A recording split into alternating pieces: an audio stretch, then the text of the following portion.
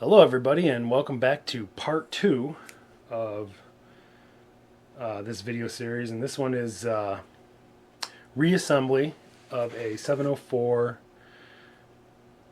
0202 Rochester Quadrajet, which comes from the 1970s. It could have been on a Corvette, Camaro, Chevelle, El Camino, and I also believe Monte Carlo. It was either 300 horsepower or 350 horse. Alright, so what we're going to start off doing with reassembly is we're going to do the pain in the ass thing first, and that is this little actuator and the choke housing stuff.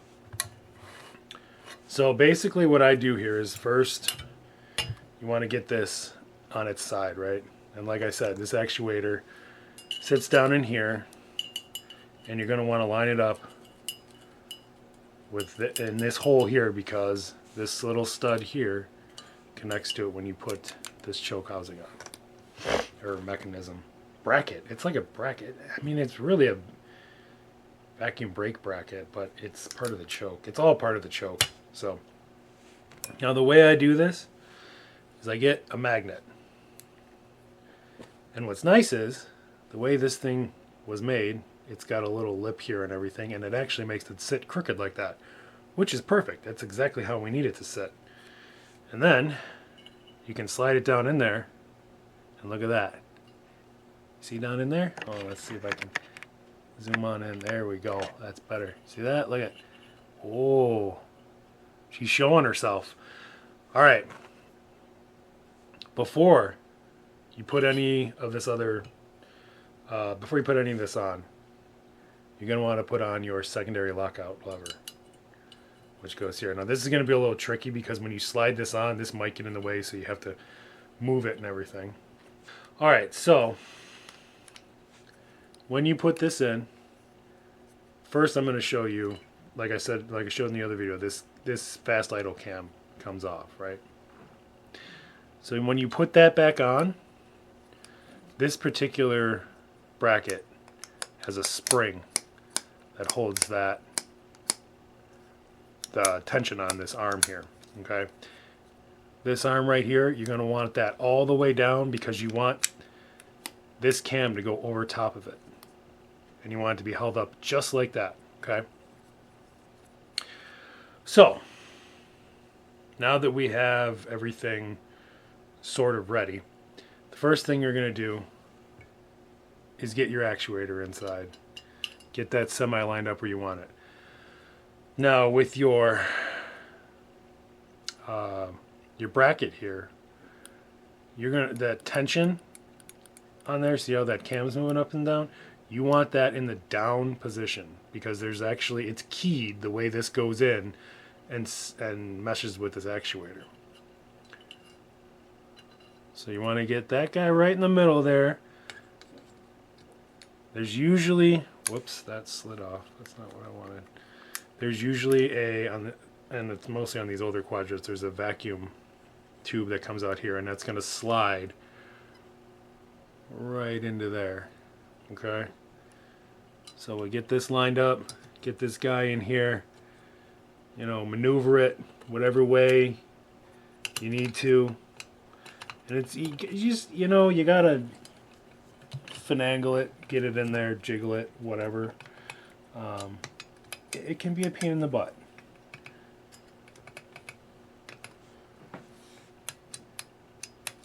I think that's in there. Yep, there we go. Oh, this thing was in the way. So once you get that in there, and it's seated, you'll know, because it's not going to move anymore. It's going to be in there. Just get your screw. Get that guy in there.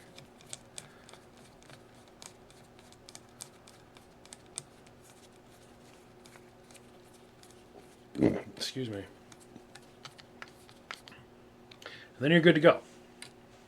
Just make sure everything moves. Make sure your vacuum brake is braking. This one is moving kind of slow. Might need an adjustment on this guy for sure. Then you're going to spin it around, reconnect your hose. That's another thing we need to replace is that hose. These hoses can get brittle over time and dry up. Okay, so the next thing we're going to do, we're going to flip the main body upside down, and we're going to reinstall our base plate. Now, first thing you want to do is you want to put your gasket back on. There's only one way that this can go on. And even if you try and put it the other way, it ain't going to sit right. There's only one way it can go on. And when you do replace these, make sure they're the same gasket, because sometimes these holes don't line up, and then you're in trouble. So when you're doing this, remember that secondary lockout lever that's on the side over here? You want to make sure that this is pushed forward all the way. That would be in the unlock position. Okay? Because when you put this base plate back on, if that's in the closed position where it's activated, it will actually prevent you from tightening down the base plate the correct way. It will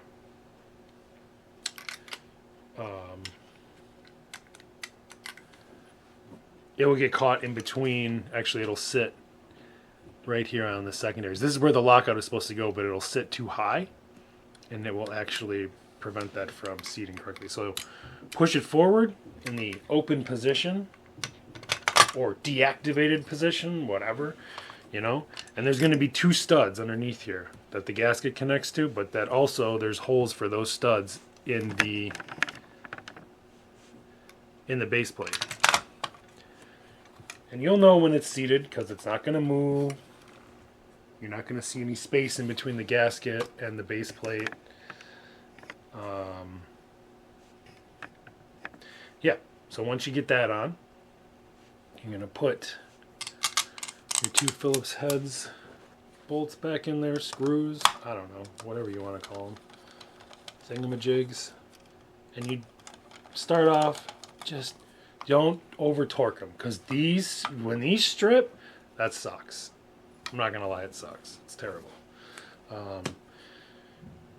It's easy to helicoil them, but you have to make sure they're right. Otherwise, you just be careful, okay?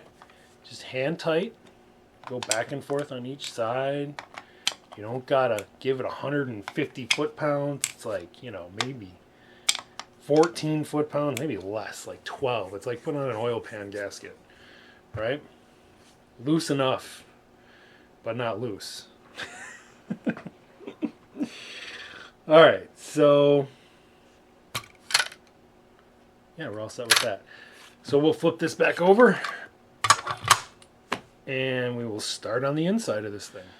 All right, so first thing I like to do is reinstall our primary jets. And those, I just like to drop them in, get my pick, and get them lined up right.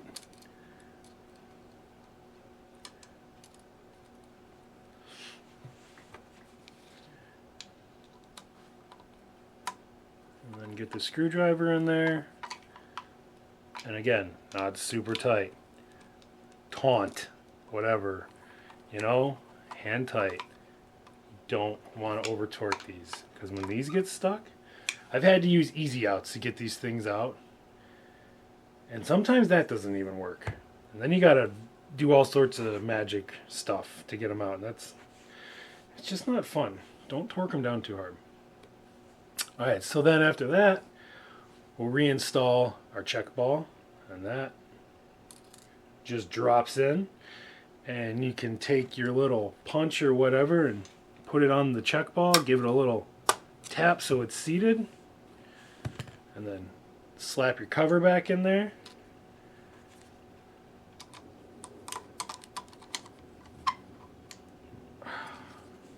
And again, not super tight, hand tight, 12 foot-pounds, maybe less, 8, who knows? I don't know what the torques are on that, but anyways, after that, I'm going to reinstall our seat with our gasket. Same thing with this, not too tight. You get your special tool or your giant Phillips head screwdriver in there. Perfect. That's good enough. All right, then after that, we're going to go ahead and install our float. Now with the float, the needle hangs off the float. And the way you install this needle, let me get in here. So the way you install this needle, it's going to hang right on this, but on the inside. You don't want to put it in these holes. That is incorrect. It's not going to work right. Okay?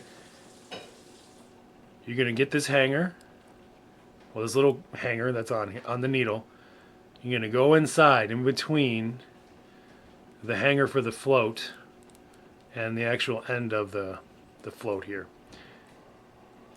And the little clip just goes over that little hump that's right there. Okay? Just like that. I know it seems like it's going to come off, but I promise you, once it's in there, it's not. Alright? So then we're going to take this guy and slowly putting the needle inside the seat and then putting the hanger for the float in between its home, you know. And the way to make sure that this is seated correctly is you're going to put your finger on the hanger for the float and push down on the end of the float so it goes up and down. Make sure it moves, it doesn't get caught up on anything, and you're good to go. Alright, so next after that, we are going to do our primary metering rods. Excuse me, I have a lot of gas today. So with this, you need to get the needles inside the primary jets. Now the way this sits in there, the T, you're going to see a T on the top here. Okay? And like I said, what I like to do is I like to put a little grease on these springs so that when you put it in there, it stays. You don't have to worry about it not lining up right. So you're going to look in there. You can use a flashlight and hold the flashlight so you make sure you get those rods inside the jets the right way, because if you just, and go slow, because if you slam it in there, you're going to bend the rods, and then you got a whole nother problem, because you got to go spend money on new rods. You don't want to do that. Rods aren't cheap. I'm pretty sure new rods are like 19 bucks. You can get them used, but half the time they're not the right size. They've been worn out. All right, so you get it in the rods. You make sure that's seated right. Now, after that, you're going to get your flathead screwdriver. You're going to get your flathead screwdriver. You're going to push down on this retainer and seat it in correctly. And then your metering rods can move up and down. If you have an older retainer in there, it's not going to stay. So to make sure that it's still moving, you're going to want to hold your flathead on there so it doesn't pop out, and then push down on it to make sure your travel is good for that travel. Just make sure it slides. Oh shoot. Hold the float out. Alright, so now we can reinstall our baffle and our accelerator pump spring. And now we are ready for our gasket. Okay, so like I showed you when we took it off, there's a little slit in here, right? When you bend, oops, sorry. When you bend this forward, you see how that slit opens up?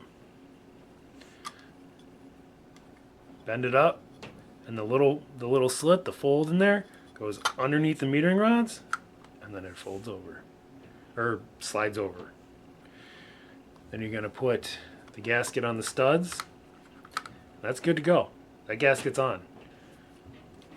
Nothing else required. Yeah. So next we're going to put the air horn back on.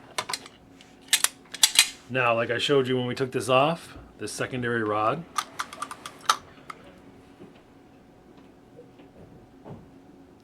it sits in here and attaches to your vacuum brake. And the other end of the rod attaches right here for the secondary air valve doors. One thing I did forget, accelerator pump. You want to get that guy in there too, just sitting in there. Okay. Now the way I like to do this is I put the air horn on its side, pull the rod up, put it in that little slot, turn. And it's attached. And then you can put it back on. But I'm going to show you a little trick here. So your tubes for your secondaries on the bottom of the air horn here. So these are your pickup tubes for your fuel, and then I believe this is for air. Yeah, these are air. So there's a lot of little holes back here, and you're like, well, there's 4 tubes, but there's like, 8 holes. Which ones do they go in? So the 2 outside ones always go in the second hole on the gasket. That's right in there. So that would be right here and right here. So when you put this on, like I said, get your lever in there. You're also going to want to watch this guy because he's going to want to bounce out. And you just look underneath and you start the first tube in the second hole, and the other one should line up, and then you get your accelerator pump in through its hole right here, and that's it. Okay, so next we're going to reinstall our bolts, screws, whatever you call them. I like to start with the 4 in the middle of the carburetor because this is the part of the carburetor that you want to make sure is seated properly first, because that is where all your idle tubes are, that's where your down channels are, all that stuff where fuel flows through in between the air horn and the main body. So I get these screws in here, and I'll put the other ones in just so they're in there as well. But you want to start with the 4 in the middle, and you want to go in a crisscross pattern. Just screw it down. Don't gotta make them tight yet because you want them to all seat the right way.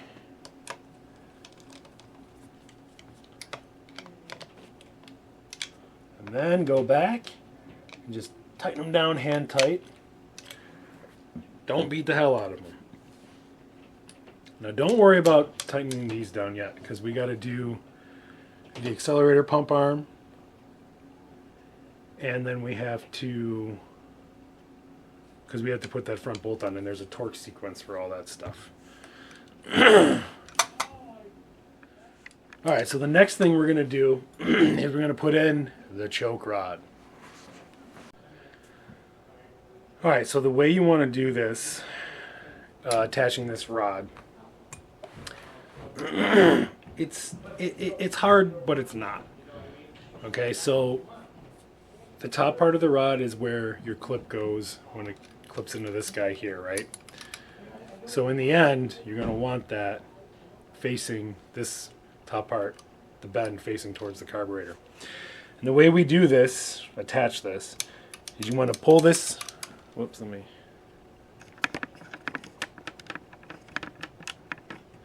you want to pull this arm down so that the choke is in the open position. Well, it would be if the rod was on there. And what that's going to do is that's going to bring that actuator up so you can actually see it down in there. You shine a light in there, you can see it. Now at the top of the actuator there's a hole and that's what this goes to.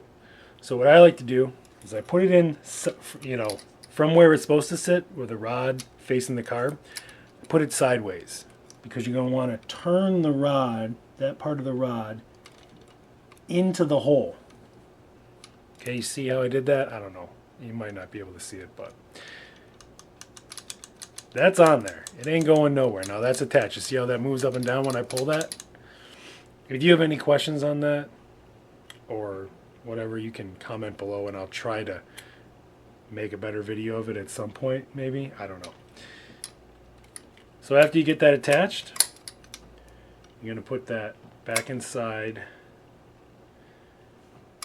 your the choke plate, I guess. Yeah, sure. And then you're going to put your clip on so that stays in place, and that's all set. That's good to go. All right, so then the next thing we're going to do is we're going to get this accelerator pump arm on. And that just attaches down here on your the linkage for your throttle shaft. Down here at the bottom. I don't know if you can actually see that. There we go. And you're going to want to open your throttle just a little bit to get that on, and it should just slide right in. Then you're going to, oops, bring the rod up with your accelerator pump arm. So you're going to line up this hole on the accelerator pump arm with the hole here. And once you do that, you should be able to just, whoops, I'm going to push that a little far, there we go. Should be able to slide that pin right back into place. There we go.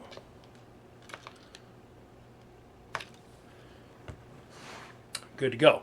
Now, zoom in a little. Should have done that before. Now we can reattach the vent valve. First, you're going to take this piece, and that slides on. There's some little studs that slides onto, and then you're going to get your arm actuator thingy. Yeah, we'll try that. See how that goes. And then in the top part of the vent valve, that arm slides right into there, and then it goes on top, and then you can put your bolt in. Whoops. A little bit better. Alright, so then after getting the vent valve installed, you're going to put the cover on it, and then you can install the front screw.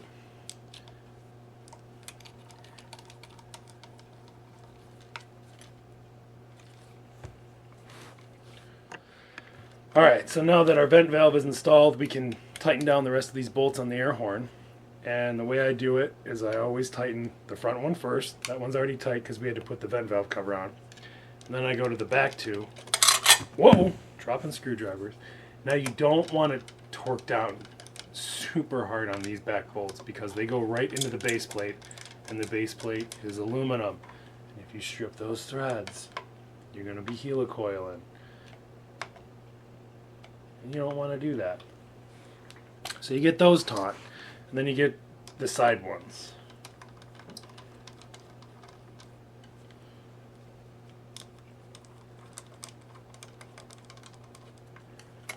There we go. And that's it. The air horn's on. Last thing we need to do is install our secondary metering rods. Those are pretty simple.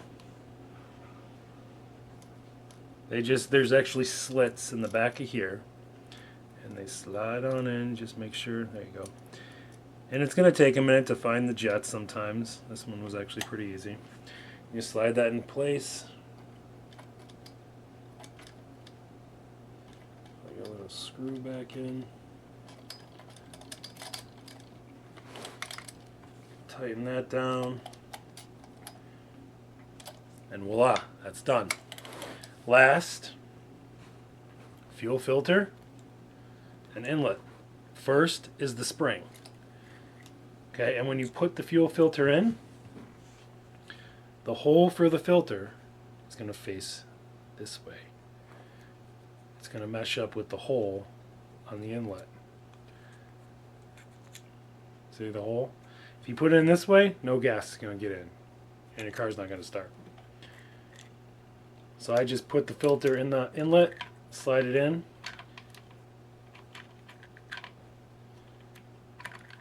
Oop. Sometimes that spring can make it tricky. Give it some turns. Make it nice and hand tight. And then get your good old adjustable. Get in there, make it tight. Not super tight, just tight enough. And that's pretty much it. That is the reassembly of this Rochester Quadrajet. If you have any questions, oh, I forgot the hose. If you have any questions, comments, comment below. You know, I wanted to make these videos. I've been rebuilding Quadrajets for, I don't know, 5 years now. I wanted to make this video just to help people out because I enjoy these carburetors. I like them a lot. And this is like my first couple of videos I'm making, so you know they're probably not going to be that great at first, but hopefully I can get better at it, and well, they will get better as time goes on, but yeah, you know, I just want to help people out so they can learn how to make these things work because they're actually really great carburetors. So, thanks for watching, and tune in next time. I don't know what we're going to be doing, but we're going to be doing something. I got a couple of videos in the works. I got one of my buddy and I pulling the 327 out of my Camaro to do a refresh on it, and yeah, I'll have to upload that, get that all edited and everything. So, stay tuned and be safe out there.